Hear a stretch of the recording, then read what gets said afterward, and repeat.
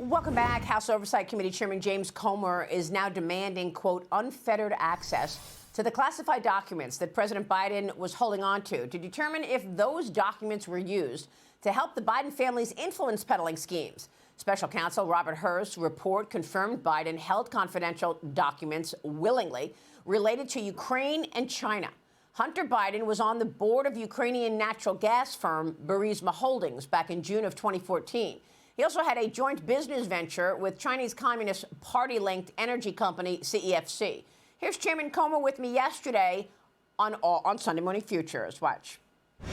Your reaction to the special counsel's report.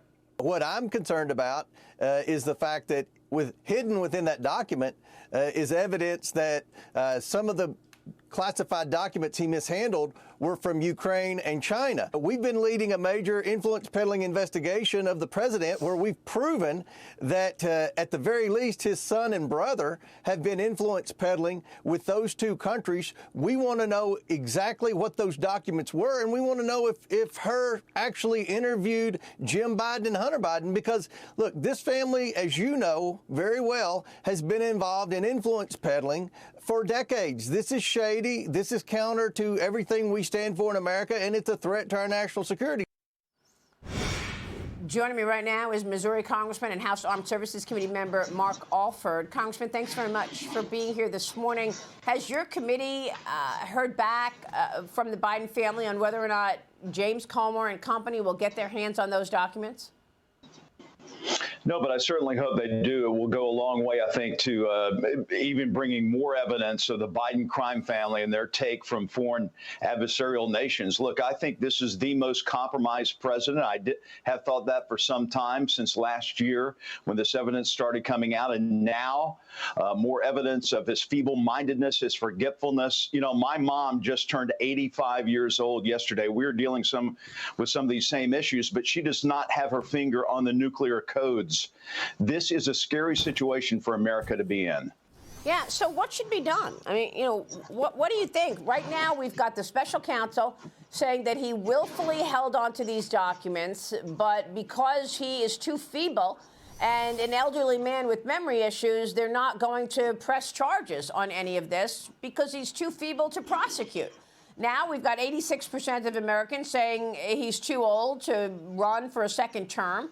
What do you think should be done? Well, I don't know if Congress, short of impeachment for other reasons, can really get him out of office. And then what happens? You get rid of Tweedledee, you get Tweedledum and Kamala Harris. And so it's not a good thing politically. I don't think it's a good thing for the nation.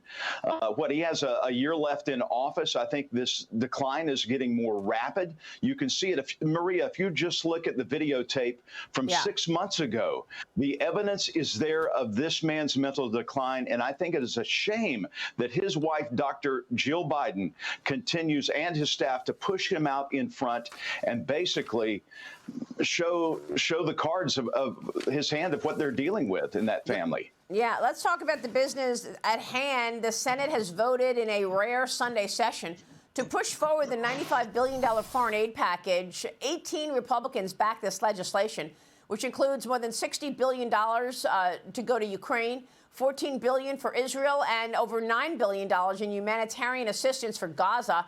Congressman, your thoughts on this bill and why it is so hard for this administration and the Republicans as well to just secure the border?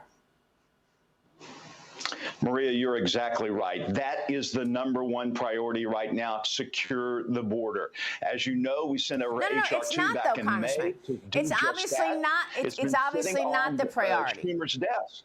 But it's obviously not the priority. You say it's the priority, but it's not. They're pushing forward a bill to send money to Ukraine. That's the priority. That's the House's priority. The Senate has a different priority because they're led by Chuck Schumer. They want to get this Ukraine package up because they're getting more marching orders from Biden.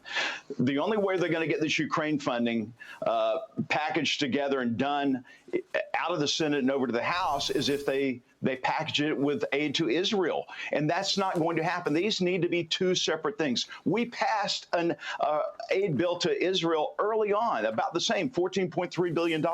We had the pay for there attached, clawing back some of the money from the IRS agents. And so we have done our job in the House. The Senate continues to follow Biden's and Schumer's marching orders. They're going to send us a flawed package, and I truly believe it's going to be a no-go in the House. Well, it's just incredible to me, Liz Peek. You've got illegal migrants shooting guns at people in Times Square. You've got illegal migrants trying to beat up the NYPD officers.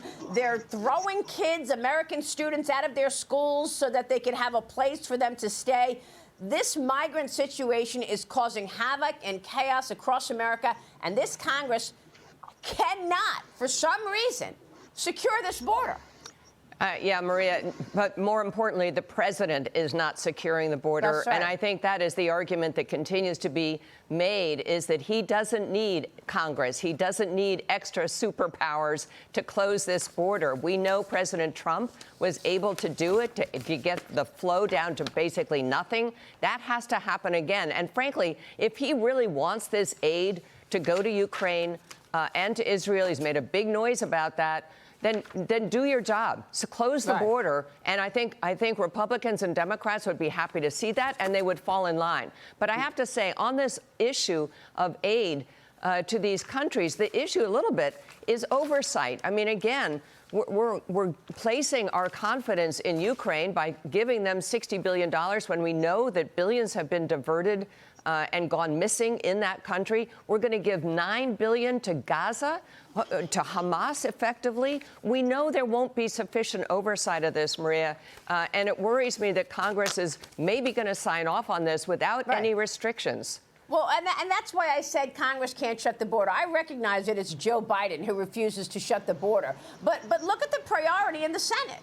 Okay, the priority in the Senate is all of this $95 billion package. They should have just dug in and secured the border, knowing what is going on across the country. And then, Congressman, there's this news overnight. Defense Secretary Lloyd Austin is now undergoing treatment in the critical care unit at Walter Reed Medical Center. He was readmitted into the hospital yesterday to be treated for a bladder issue. Austin's powers have been temporarily transferred to Deputy Defense Secretary Kathleen Hicks. This comes after Austin spent weeks in the hospital being treated for prostate cancer just last month. Congressman, your reaction to this latest development?